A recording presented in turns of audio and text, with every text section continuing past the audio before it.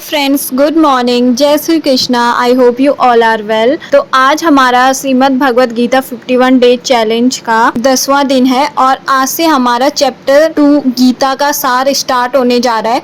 तो चलो जी स्टार्ट करते हैं। श्लोक नंबर 1। संजय ने कहा, करुणा से व्याप्त शोक युक्त अर्जुन को देखकर मधुसूदन कृष्ण ने ये शब्द कहे। भौतिक पदार्थों के प्रति करुणा, शोक तथा अश्रु ये सब असली आत्मा को न जानने के लक्षण है।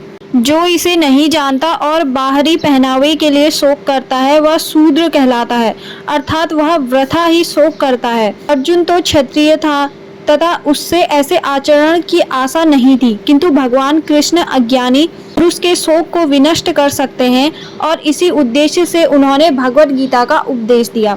यह अध्याय हमें भौतिक शरीर तथा आत्मा के वैश्लेषिक अध्ययन द्वारा आत्म साक्षात्कार का उपदेश देता है। अब है श्लोक नंबर 2। श्री भगवान ने कहा, हे अर्जुन, तुम्हारे मन में यह कलमश आया कैसे? यह उस मनुष्य के लिए तनिक भी अनुकूल नहीं है जो जीवन के मूल्य को जानता हो। इससे उच्च लोक की नहीं अपितु अपयश की प्राप्ति होती है। भगवान की उपस्थिति में अर्जुन द्वारा स्वजनों के लिए शोक करना सर्वथा अशोभनीय है। अतः कृष्ण ने कुतः शब्द से अपना आश्चर्य व्यक्त किया है। यद्यपि अर्जुन क्षत्रिय था, किंतु युद्ध से विचलित होकर वह अपने कर्तव्य से गुमराह हो रहा था। अब स्टार्ट करते हैं श्लोक नंबर 3। श्री भगवान ने कहा, हे प्रथापुत्र, इस हीन नपुंसकता को प्राप्त मत हो, यह तुम्हें शोभा नहीं देती।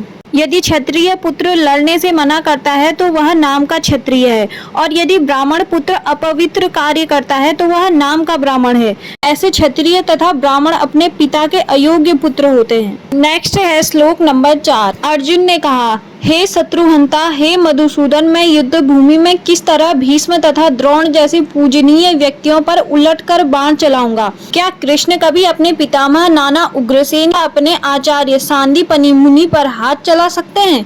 अर्जुन ने कृष्ण के समक्ष ये ही कुछ तर्क प्रस्तुत किए। नेक्स्ट है श्लोक नंबर 5। ऐसे महापुरुषों को जो मेरे गुरु हैं उन्हें मारकर जीने की अपेक्षा इस संसार में भीख मांगकर खाना अच्छा है। भले ही वे सांसारिक लाभ के इच्छुक हों, किंतु है तो गुरुजन ही। यदि उनका वध होता है तो हमारे द्वारा भोग्य प्रत्येक वस्तु उनके रक्त से सनी होगी। नेक्स्ट है श्लोक नंबर 6। अर्जुन की समझ में ये नहीं आ रहा था कि वह क्या करे, युद्ध करे और अनावश्यक रक्तपात का कारण बने। यद्यपि क्षत्रिय होने के नाते युद्ध करना उसका धर्म है। यदि उसकी विजय हो भी जाए तो भी यदि धृतराष्ट्र के पुत्र मरते हैं तो उनके बिना रह पाना अत्यंत कठिन हो जाएगा।